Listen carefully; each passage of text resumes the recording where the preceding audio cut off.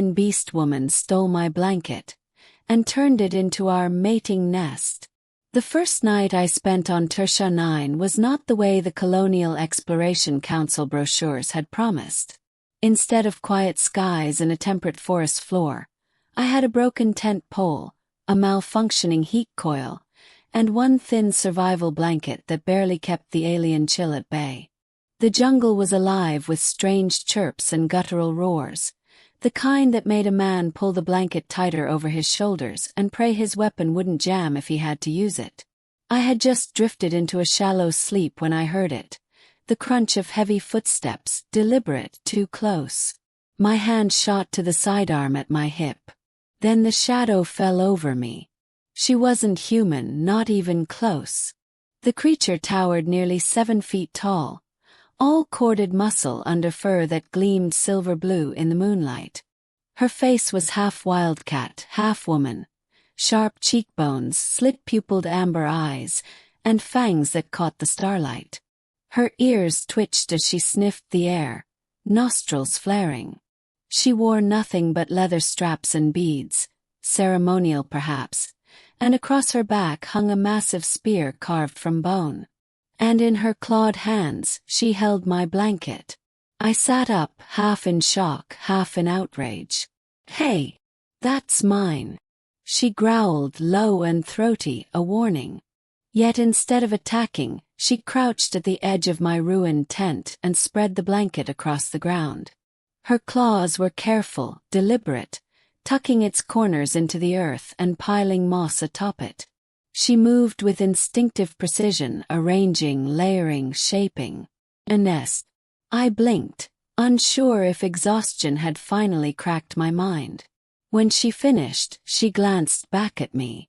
Her amber eyes caught mine, burning with an intelligence I hadn't expected. Then she spoke, voice gravelly, words broken but understandable. "Mating nest. Ours." My jaw nearly unhinged. "Wait, what?"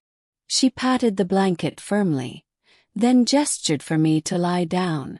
When I didn't move, she hissed, a predator's sound that made every hair on my body stand up. But there was no malice, not truly, more like frustration. I tried to keep my voice steady. "Listen, beast lady. Or, whatever you are. I'm just here to explore, to survive. That blanket is mine. And I don't even know your name." She tilted her head, ears flicking. Then she touched her chest with a claw. "Arachikiri. Arachikiri," I repeated softly.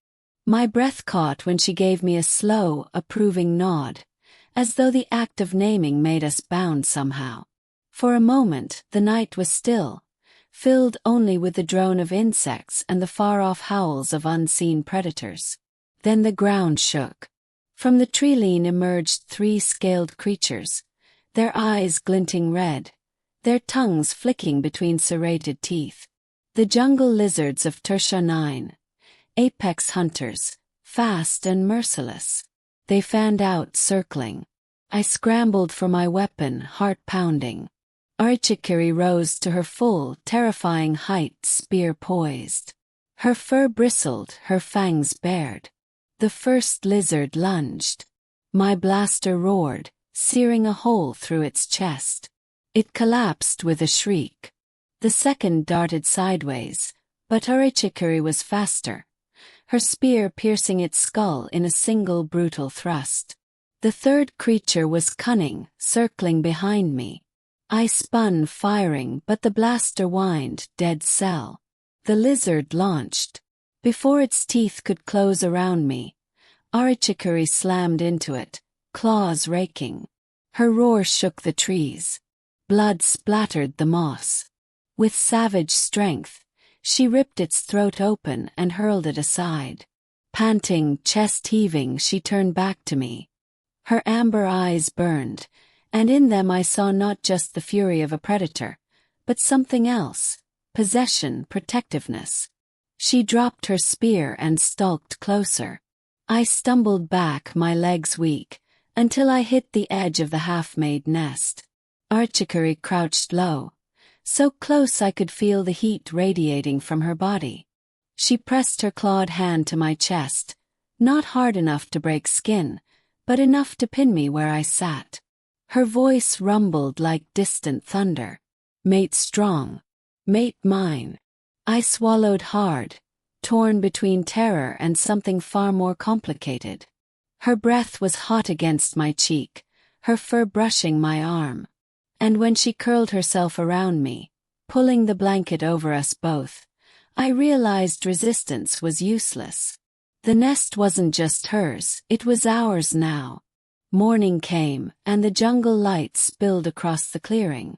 I awoke in the strange warmth of Arachikari's embrace, her fur soft against my skin, her purr vibrating through my bones. The blanket was wrapped tight around us, knotted with vines she had woven during the night. I should have felt trapped. Instead, I felt strangely safe. When I shifted, her eyes opened, glowing golden in the dawn.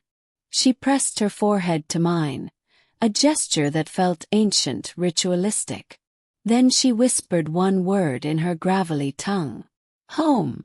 And for the first time since crashing on this alien world, I wondered if she might be right. 'Cause my blanket was gone. But in its place, I had something entirely unexpected. An alien beast woman who had fought for me, claimed me, and built a nest for two beneath the stars. And somehow, impossibly, I didn't mind. Morning broke through the canopy, painting the jungle in hues of gold and green. I stirred, half expecting the night's madness to dissolve into dream. But the weight across my chest was real, warm, heavy, protective. Arachikari lay draped over me, her fur gleaming in the light, the blanket wrapped snugly around us like vines woven by fate. I tried to shift, but her claws flexed instinctively, holding me closer. She rumbled a low purr, not of threat but of contentment, and the sound thrummed through my bones. When her eyes opened, molten amber in the dawn, she looked at me not as prey, not as intruder, but as something she had chosen. Her forehead pressed gently to mine, her breath hot with a single whispered word. "Home." The word lingered between us, simple yet vast, heavier than any vow. I stared at her, this beast woman who had fought for me, who had stolen a blanket and turned it into something more than shelter. A nest, yes, but also a bond. I thought of the lizards she had slain, the way her body had shielded mine, the fierce pride in her eyes as she declared me mate. In another life, on another world, I might have laughed at the absurdity. But here, on Tusha 9, with her heartbeat steady against my ribs, it felt less like madness and more like destiny. The council had sent me here to survive. Instead, I had been claimed, tethered to something wilder, deeper. My blanket was no longer mine. It was ours. And as the jungle roared awake, I realized with startling clarity, I no longer wanted to fight it. I belonged here, inside the nest beside Arachikari.